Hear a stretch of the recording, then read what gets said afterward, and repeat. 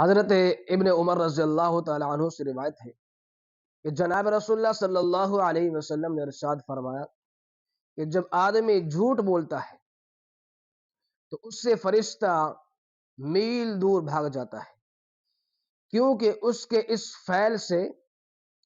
ایک بدبو نکلتی ہے جو اس سے برداشت نہیں ہوتی، اور انسان اپنے آپ کو تنہا سمجھتا ہے، اور جس وقت تنہا سمجھتا ہے اس وقت اللہ تبارک و تعالی کے مقرب فرشتے انسان کو گھیرے ہوئے ہوتے ہیں، اور شیطان بھی انسان کے طاق میں ہوتا ہے، اور جب انسان اچھے کام کرتا ہے تو فرشتے اس کے قریب آ جاتے ہیں اور انسان کے مدد کرتے ہیں، اور اگر انسان سے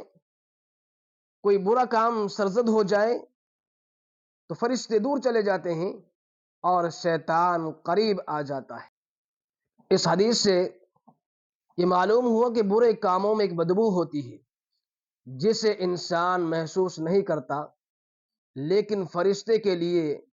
وہ بہت تکلیف دہ ہوتی ہے، حتیٰ کہ یہاں تک اتنی تکلیف ہوتی ہے کہ وہ اسے برداشت نہیں کرتا اور انسان کو چھوڑ کر